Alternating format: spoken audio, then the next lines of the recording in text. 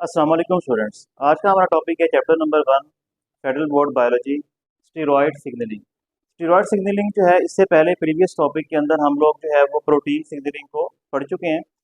ये उसी से ही रिलेटेड है।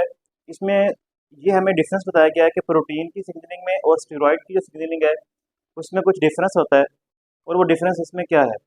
फर्स्ट ऑफ ऑल स्टीरॉयड जो सिग्नलिंग है इसमें फर्स्ट ऑफ ऑल आप यहाँ पे देख सकते हैं स्टीरॉयड का मॉलिक्यूल है। स्टीरॉयड जो होता है ये बेसिकली लिपिड होता है, लिपिड का मॉलिक्यूल होता है, लिपिड्स होते हैं ये, ठीक है। लिपिड चिकनाई को कहते हैं, ये लिपिड्स के मॉलिक्यूल होते हैं जो हमारी बॉडी के अंदर जो है वो केमिकल मैसेंजर का काम करते हैं, हार्मोन्स का काम करते हैं। स्टीरॉयड मॉलिक्यूल का जो बेसिक स्ट्रक्चर है इसमें आप देखेंगे कि इसके अंदर आपको ये बना होता है कार्बन स्केलेटन। कार्बन स्केलेटन का मतलब होता है कि कार्बन इनका मेन स्केलेटन है, कार्बन इनकी बॉडी का मेन पार्ट है, मेन हिस्सा है। और इसके अंदर आपको मिलेंगे 4 फ्यूज्ड रिंग्स, यानी कि 4 रिंग होते हैं, 4 रिंग होते हैं जो आपस में फ्यूज होते हैं और एक मॉलिक्यूल बनाते हैं जिसको हम स्टीरॉयड मॉलिक्यूल का नाम देते हैं। प्रोजेस्टेरॉन इसकी एग्जांपल है। प्रोजेस्टेरॉन हमारे पास एक हार्मोन है जो कि प्रेगनेंसी को मेंटेन करता है, वो भी एक हमारे पास स्टीरॉयड हार्मोन है, स्टीरॉयड मॉलिक्यूल उसके अंदर होते हैं। अच्छा, अब इसमें फर्स्ट ऑफ ऑल आप देखें कि जो स्टीरॉयड मॉलिक्यूल है किस तरह फंक्शनिंग करता है। स्टीरॉयड मॉलिक्यूल यहाँ से सेल का ये आउटसाइड है, यहाँ से ये मॉलिक्यूल आएगा और सेल के अंदर ये एंटर हो जाएगा। सेल की मेम्ब्रेन जो होगी इसको नहीं रोकेगी, क्योंकि ये जो हमारे पास स्टीरॉयड मॉलिक्यूल है ये लिपोफिलिक है। लिपोफिलिक का मतलब होता है, यहाँ पे मैं लिख देता हूँ, लिपोफिलिक। लिपोफिलिक कहते हैं ऐसा मॉलिक्यूल जो कि लिपिड्स को लव करता है, लिपिड्स को पसंद करता है। तो लिपिड से हमें पता है कि सेल की मेम्ब्रेन जो होती है ये भी जो है वो लिपिड बाई लेयर से मिलकर बनी होती है, मतलब कि लिपिड्स होती है। तो ये जो स्टीरॉयड का मॉलिक्यूल होगा इजीली इस सेल की मेम्ब्रेन को पास कर लेगा और सेल के अंदर ये एंटर हो जाएगा।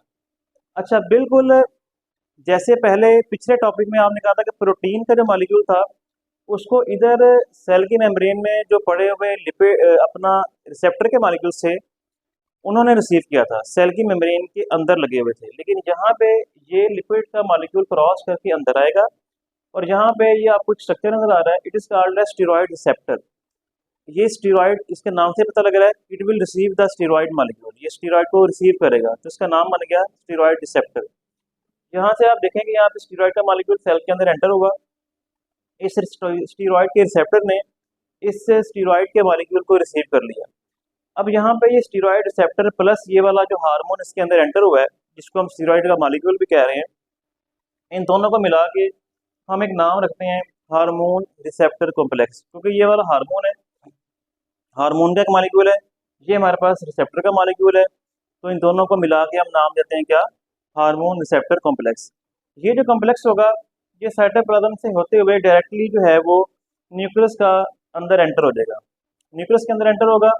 अच्छा, यहाँ पे लिखा हुआ है complex bind to chromatin and activate messenger RNA transcription, यानी कि जैसे ये कॉम्प्लेक्स एंटर होगा न्यूक्लियस के अंदर ये जो है वो मैसेंजर आरएनए को बनाना शुरू कर देगा, यानी कि आरएनए की टाइप होती है उसको बोलते हैं मैसेंजर आरएनए। ये जो कॉम्प्लेक्स जाके डीएनए को जाके मैसेज देगा कि आप ट्रांसक्रिप्शन स्टार्ट करें। ट्रांसक्रिप्शन जैसे स्टार्ट हो गई तो डीएनए से जो आरएनए का बन जाना है इसको हम लोग ट्रांसक्रिप्शन का नाम देते हैं। डीएनए डबल स्टैंडर्ड मॉलिक्यूल है, डीएनए से आगे हमारे पास सिंगल स्टैंड वाला मॉलिक्यूल बनेगा जिसको हम यहाँ पे इस केस में मैसेंजर आरएनए का नाम दे रहे हैं,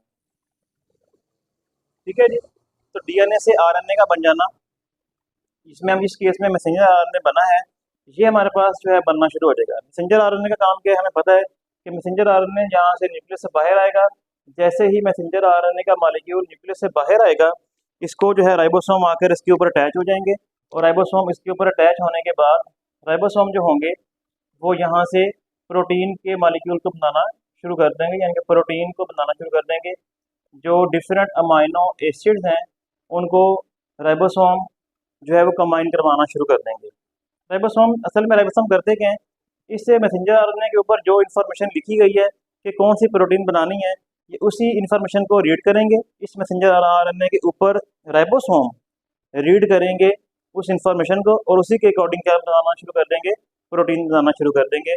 यानी कि आप यहाँ पे देख सकते हैं कि स्टीरॉयड जो मॉलिक्यूल था ये एज आ हमारे पास सिग्नल या मैसेज लेकर आया, इस मैसेज को किस तरह डिलीवर किया गया और उसके बाद उसके रिस्पॉन्स में जो है प्रोटीन का बनना स्टार्ट हो गया। तो इस तरह जो है हम लोग जो है वो देखते हैं कि किस तरह जो है स्टीरॉयड हार्मोन की